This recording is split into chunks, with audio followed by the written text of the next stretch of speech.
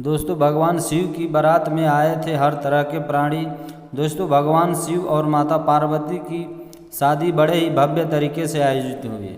दोस्तों माता पार्वती की तरफ से कई सारे उच्च कुलों के राजा महाराजा और शाही रिश्तेदार इस शादी में शामिल हुए थे, लेकिन भगवान शिव की ओर से कोई रिश्तेदार नहीं था, क्योंकि वे किसी भी परिवार से ताल्लुक़ नहीं रखते थे। आइए जानते हैं क्या हुआ।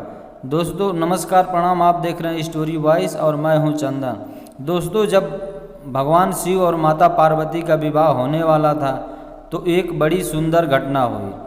उनकी शादी बहुत ही भव्य पैमाने पर हो रही थी।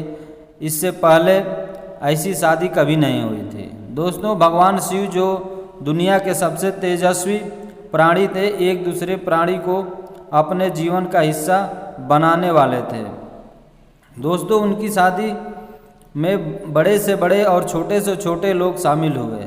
सभी देवता तो वहाँ मौजूद थे ही, साथ में असुर भी वहाँ पहुँचे।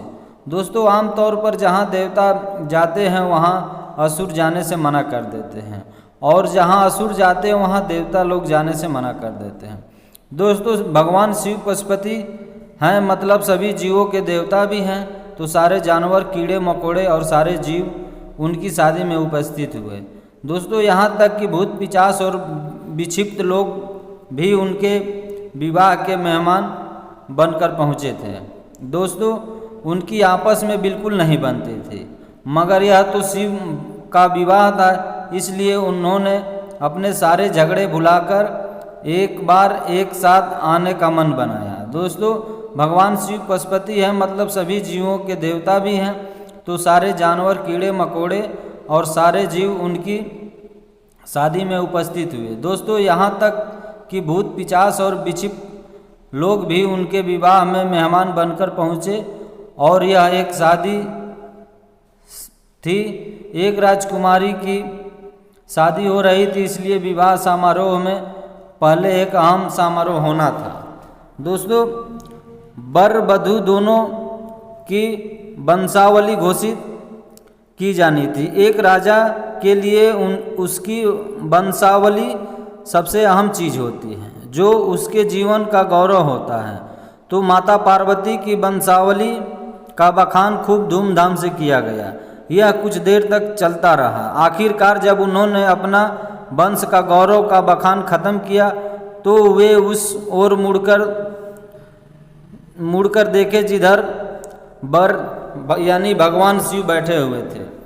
सभी अतिथि इंतजार करने लगे कि वर की ओर से कोई उठकर भगवान शिव के वंश के गौरव के बारे में बोलेगा, मगर किसी ने एक शब्द भी नहीं कहा। दोस्तों वधू परिवार ताज्जुब करने लगा, क्या उसके खानदान में कोई ऐसा नहीं है जो खड़े होकर उसके वंश की महानता के बारे में बता सके, मगर वाकई में कोई नहीं था। दोस्तों वर के माता पिता, रिश्तेदार या परिवार से कोई नहीं आया था, क्योंकि उनके परिवार में कोई था ही नहीं। वह सिर्फ अपने साथियों गणों के साथ आए थे, जो विकृत जीवों की तरह दिखते थे। दोस्तों वे इंसानी भाषा तक नहीं बोल पाते थे और अजीब सी बेसुरी आवाज़ें निकालते थे। वे सभी नशे में चूर और विचित्र अवस्थाएं में लग रहे थे। दोस्तों फिर माता पार्वती के पिता पर्वतराज ने शिव से अनुरोध किया कि कृपया अपने वंश के बारे में कुछ बताइए। दोस्तों भगवान शिव कहीं शून्य में देखते हुए चुप बैठे रहे। वह न तो दुल्हन की ओर देख रहे थे, न ही शादी की ओर। उन्हें कोई उत्साह नज़र नहीं आ रहा था। दोस्तों वह बस अपने गढ़ों से घिरे हुए बैठे रहे और शून्य में घूरते रहे। वधू पक्ष के लोग बार बार उनसे यह सवाल पूछते रहे, क्योंकि कोई भी अपनी बेटी की शादी ऐसे आदमी से नहीं करना चाहेगा जिसके वंश का आता पता न हो। दोस्तों उन्हें जल्दी थी, क्योंकि शादी के शुभ मुहूर्त तेजी से निकलता जा रहा था, मगर भगवान शिव मौन रहे। दोस्तों समाज के लोग, कुलीन, राजा महाराजा और पंडित बहुत घृणा से भगवान शिव की ओर देखने लगे और तुरंत फुसफुसाहट शुरू हो गई कि इनका वंश क्या है, यह बोले क्यों नहीं रहे हैं। हो सकता है कि इसका परिवार किसी नीची जाति के हो और इनके अपने वंश के बारे में बताने में शर्म आ रही है। दोस्तों फिर नारद मुनि जो उस भाषा में मौजूद थे ने यह सब तमाशा देखकर अपनी वीणा उठाई और उसकी एक तार खींचते रहे। वह लगातार एक ही धुन बजाते रहे, टुन टुन टुन। इसे से झिझककर माता पार्वती के पिताजी पर्वतराज अपने आप खो बैठे। यह क्या बकवास है, हम वर की वंशावली के बारे में सुनना चाहते हैं मगर वह कुछ बोल नहीं रहे हैं। क्या मैं अपनी बेटी की शादी ऐसे आदमी से कर दूं और आप यह झल्लाने वाला शोर क्यों मचा रहे हैं?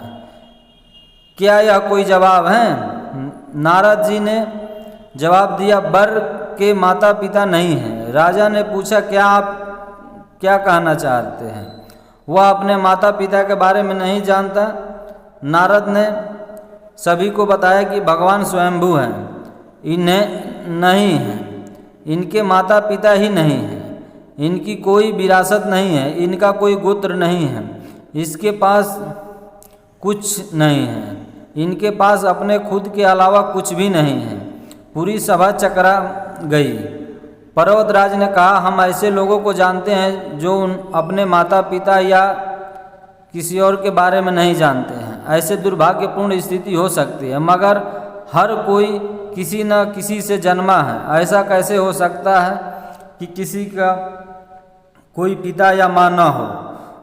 नारद जी ने जवाब दिया, क्योंकि यह स्वयंभू हैं, इन्होंने खुद की रचना की है, इनके न तो पिता है न माता है, इनका न कोई वंश है न परिवार, यह किसी परंपरा से ताल्लुक़ नहीं रखते हैं और न ही इनके पास कोई राज्य है।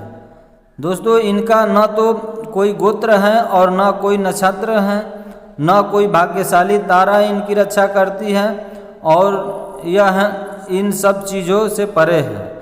यह एक योगी है और इन्होंने सारे अस्तित्व को अपना एक हिस्सा बना लिया है। दोस्तों इनके लिए सिर्फ एक वंश है, ध्वनि। आदि शून्य प्रकृति ने जब अस्तित्व में आई तो अस्तित्व में आने वाली पहली चीज़ थी ध्वनि। इनकी पहली अभिव्यक्ति एक ध्वनि के रूप में है। यह सबसे पहले एक ध्वनि के रूप में प्रकट हुए, उसके पहले यह कुछ नहीं थे। यही वजह है कि मैं यह तार खींच रहा था।